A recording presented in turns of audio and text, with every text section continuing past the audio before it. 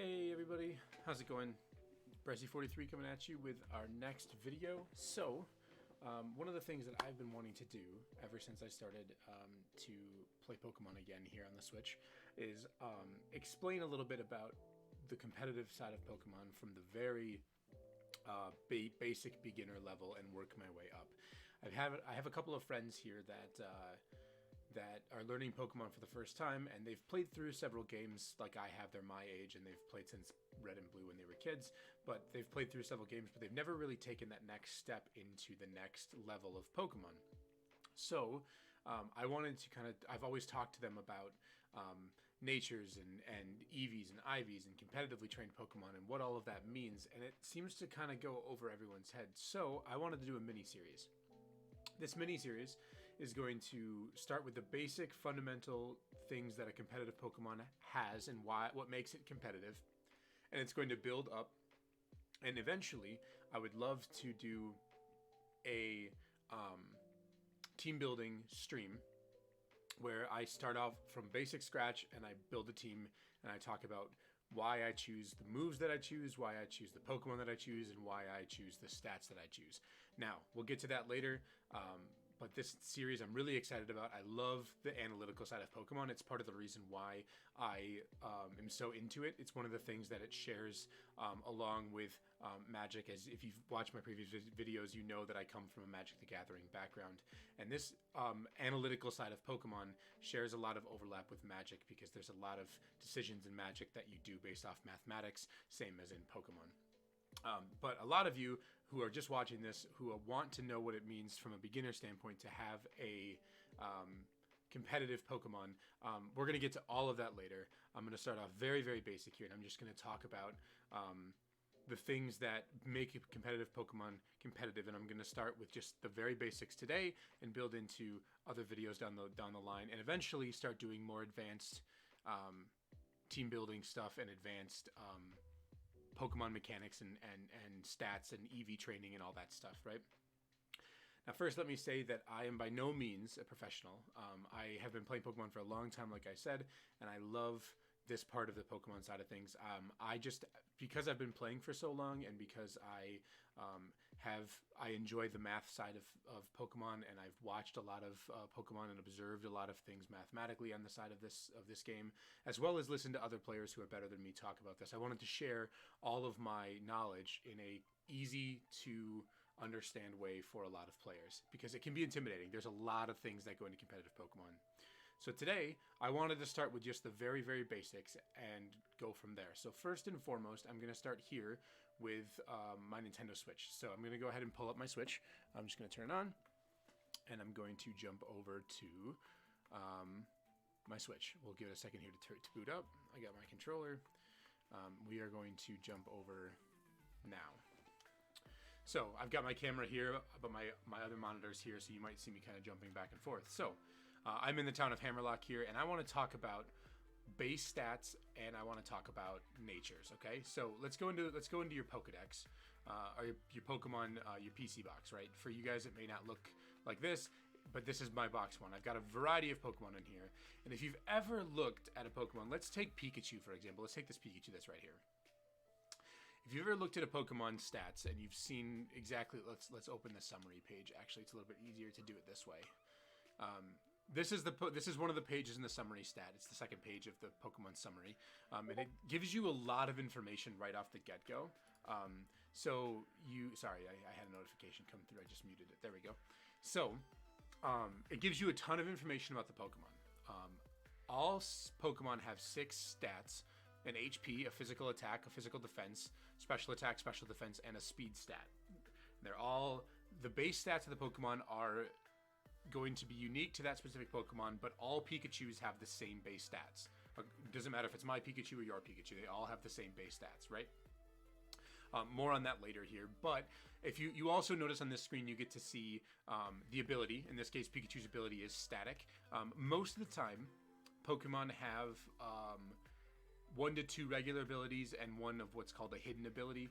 And these are just various abilities. Some of them don't have any use inside of a competitive battle. Some of them do.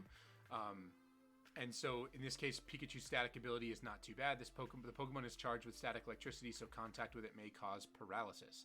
Not a bad ability. Pretty decent. So, one other thing you might notice on this page is you might see that all of the words around the stats are written HP, attack, defense, special attack, special defense, speed, but one of them is blue and one of them is red. What does that mean? Well, if we go back, I think you can see it on this page. If you go to the second to last page here, before the ribbon page, you see this Pokemon is pretty timid. The word timid there is blue, and it means that that's the Pokemon's nature. And nature is just a fancy, like, the game gives it a characteristic like timid or modest or bashful or quirky or whatever. It's just a personality trait that actually influences the stats. So if we go back a couple pages here, you'll see that one of the words is blue and one of them is red. This is specifically the nature. This right here will show you the stats of the Pokemon that are influenced by the nature. So there are 20 natures that a Pokemon could have. They are randomly assigned one at birth, or at encounter. If you catch a wild Pokemon, like if you catch a legendary Pokemon, it'll have one of 20 random natures. If you hatch a Pokemon from an egg, it'll have one of 20 random natures. 5 or 6 of them, I don't remember off the top of my head. 5 or 6 of them do nothing at all. They're just there. However, some of them have a stat modifier. They decrease one stat by 10% and they increase another one by 10%, which is a pretty good deal. So from a competitive standpoint, as you can well imagine, it is in your best interest to have your Pokemon that you are using competitively have a nature that decreases a stat that you don't care about. Usually it's attack or special attack, and then increase one of your other stats. Now, natures can't affect HP. That's the one stat that can't be influenced by nature. But in this case, if I wanted to keep a minus attack nature on Pikachu, I could potentially have a nature that boosts the special attack, the special defense, the speed, or the defense. One nature per Pokemon. So in this case, timid refers to minus attack plus speed. So we're going to pause on the switch here. We're going to go back to my beautiful face, and we're going to shut off the switch, and I'm going to jump over to an application called Pokemon Showdown. So if you go to your internet browser and you type in Pokemon Showdown, you should come to I'm going to pull it up here. Just give me 1 second. You should come into a screen that looks like this. You go ahead and click here on this battle simulator. You can find it just by Googling it or typing in PokemonShowdown.com. Click play online. You can choose a name, just make one up, or in my case, it already logged me into my usual one. And you go to Team Builder, and we'll go ahead and click New Team. And just to give you a sense here, we're talking about VGC doubles. So I'm just going to add a Pokemon, and I'm going to choose one of the starters. I'm going to choose Cinderace. Cinderace is the fire starter from this game. This will give you a better indication here of the stats of the Pokemon. These are the base stats that I talked about. All Cinderace across the entire board are going to have base stats like this. Another website you can use for this that I like to do is if we go Cinderace Pokedex, you can see here is a website that I like to use. PokemonDB.net allows you to see the stats. Some people like to use Cerebi. You can use either one. I just prefer PokemonDB. And you can see the abilities that Cinderace can know, as well as the base stats. And that's all that I want to touch on today. So we're going to pause here, even though there's a lot of other things going on this page, a lot of other things you can find. We're going to go back to the team builder here, and we are going to talk about the ability for Cinderace as well as the stats. So Cinderace has access to 2 abilities, one normal ability and one hidden ability. The normal ability is the one that your starter Cinderace is going to have when you start the game. And it is at 1/3 or less of its max HP. This Pokemon receives a 1.5 times multiplier to its fire attacks across the board, physical or special, right? So his hidden ability is also a good ability as well. This Pokemon's type changes to match the type of the move it is about to use. So the reason why this is good is not to get too deep into the analytical side of things yet, but Pokemon receive a bonus for what's referred to as stab. Pokemon players will often abbreviate this as stab, S-T-A-B, and it simply stands for same type attack bonus. So if your Pokemon's a fire type and you use a fire move, guess what? You get a bonus to your damage that you deal. So Libero is a really cool ability because if Cinderace were to use, let's say, a fighting move like high jump kick, it would change its typing to fighting and then deal the damage. So it gets that stab boost to it and changes its typing, which can be good for a variety of different reasons. Now, you could choose either ability on your Cinderace if you want. We can talk more about actually acquiring abilities later on. There's a couple different ways you can do that. I'll talk about it at the end of the video. The last thing I want to talk about here is the stats. So as you can see, Cinderace has these base stats. All Cinderace across the board are going to have these stats. There's no other thing you can do, but they all have this base stat. As we talked about before, natures. One of the things you can do is you can actually influence the nature of your Pokemon, so that way it boosts by a stat that you care about and decreases a stat that you don't care about. So let's take a look at Cinderace, and let's talk about what Cinderace could potentially do well as a Pokemon. So, Cinderace's two highest stats are its speed, which is the highest, it's 119, and attack, which is 116. Generally, most players would say that around an 80 to a 95 is average to above average good, things like that. That's what was referred to as a good stat. Base 80 HP for Cinderace is an average HP stat. 116 and 119 are very good stats. They're excellent attack and speed stats to have for your Pokemon. So, naturally, you would want your Cinderace to have a nature that increases one of those two stats, because that's what the Pokemon is best at. Now, what stat would you want to decrease? Well, its lowest stat is special attack, and oftentimes when you play with a Pokemon, you will determine what type of moves it uses based on physical or special characteristics. So, for example, Ember is a move that Cinderace learns, or we could go, I think it learns Flamethrower as well. It does learn Flamethrower as well. So Flamethrower is a really good special attacking fire move that has 90 power and 100 accuracy, which is very good. But if we take a look again at the reason how I know it's special is because of this symbol right here. If we go back to this and we take a look at Cinderace's special attack is significantly lower than its physical attack. So we would not really want to use, we wouldn't be best taking advantage of Cinderace's strengths by using the move Flamethrower. So if you've played through the game, you do know that Cinderace learns a unique move called Pyro Ball, which is unique to this Pokemon. It's the only Pokemon in the game that learns it. And if you look at the symbol right here, this is a physical move. Because of this symbol tells us that it's a physical move. So if we go back to his stats, if you take a look, yes, that's a great move to give Cinderace because he is a physical attacker. Because his physical attack is higher than his special attack. So we would most likely be outfitting our Pokemon with physical attacks. You could do something like Pyro Ball. Whoops, I spelled it wrong. High Jump Kick for a fighting move. Maybe Iron Head for a steel move. If you wanted a full list, you could go to this Pokemon DB page and scroll through all the moves that it can learn through level up, through TM, through TR, and kind of choose which ones best fit your team. Otherwise, you can also in Showdown, you can take a look and see these are the most. These are going to be sorted by the most common moves, and then what's referred to as usually useless moves, which are just moves that are not commonly used on Showdown. So maybe we want to run Sucker Punch for our last move, right? Or we want to run Protect or something like that, right? We have 4 physical attacking moves, which is very good. Definitely great. So let's go back to the stats now. So now we've chosen all physical moves for our Cinderace. That's fantastic. Very good. What kind of nature do we want? Well, you can take a look at this drop down, and Showdown's going to be a great place for you to refer to which stat you want to.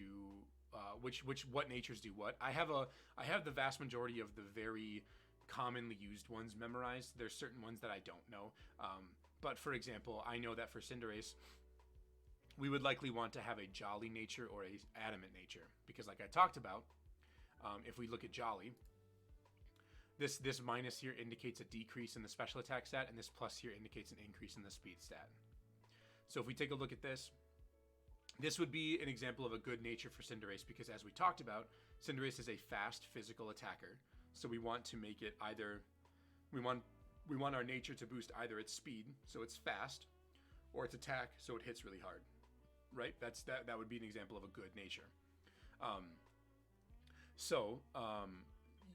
Oftentimes with Pokemon, your stat that you're reducing will be either the attack or the special attack stat, because most of the time Pokemon don't do both.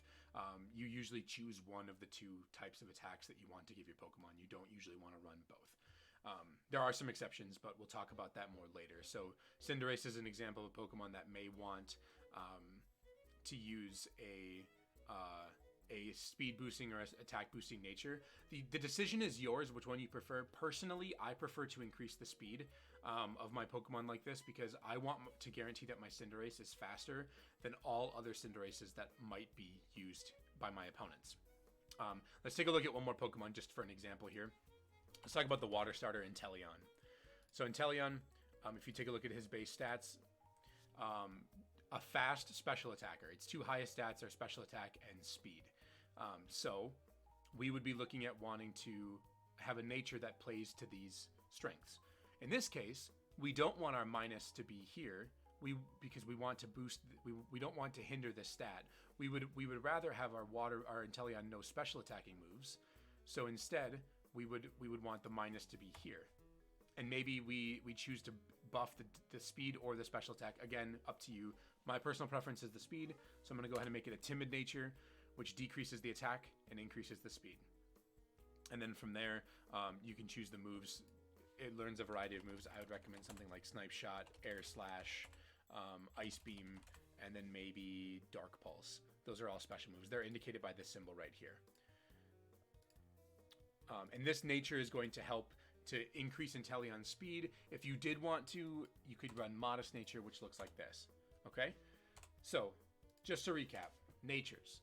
All Pokemon are given a nature when they either hatch or you catch them, and the nature is a random nature of these 20 listed here that are a personality characteristic of a Pokemon. You can see adamant, bashful, bold, brave, calm, careful, docile, gentile, a whole bunch of things, right?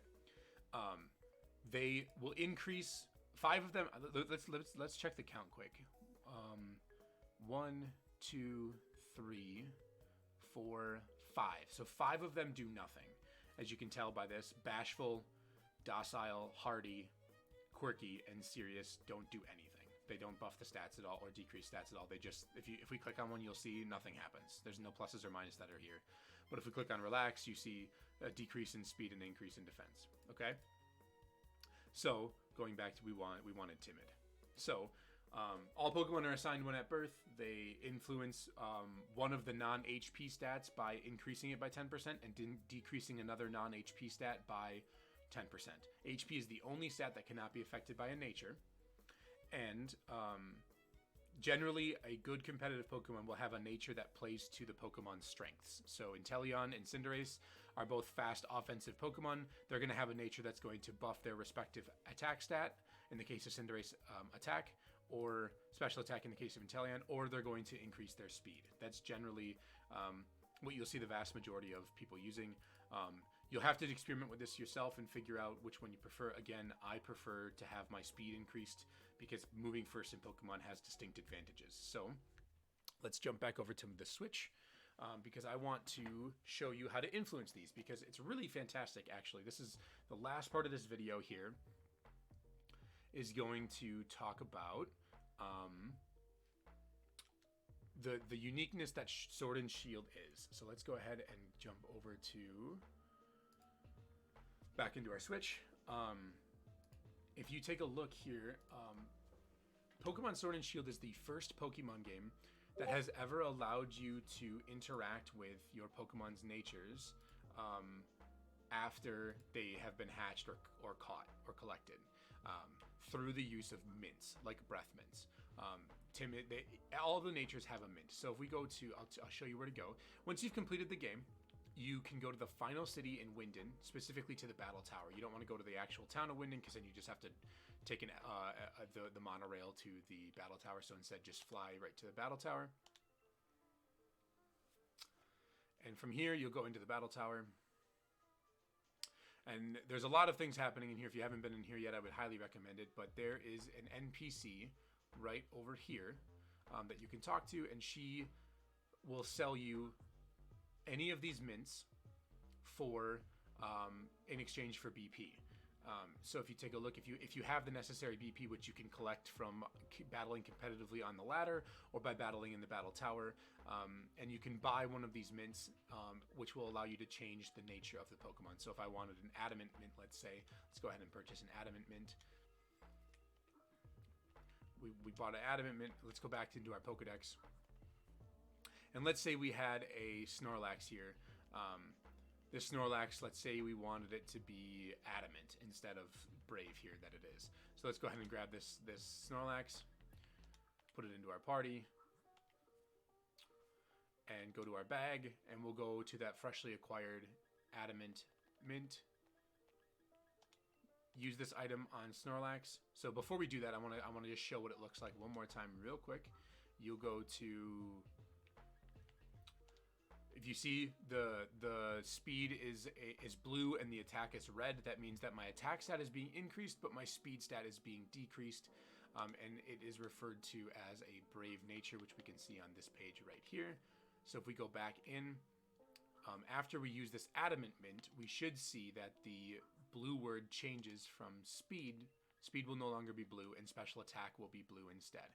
If you read the description of the mint as well, it says, when a Pokemon smells this mint, its attack will grow more easily, but its special attack will grow more slowly. That just tells you which stat will be influenced by this mint. So let's go ahead and use the mint.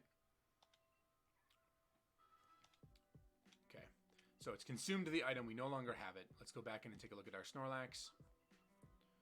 Snorlax is now, yep, special attack is blue, attack is red. So we have successfully changed the mint we've successfully changed the nature of Snorlax to adamant instead of brave, which again could have its distinct advantages, as we don't really want to decrease our Pokemon's speed. We'd rather decrease the attack set that they're not going to want to use. If you take a look at my Cinderace, I have a Cinderace right here.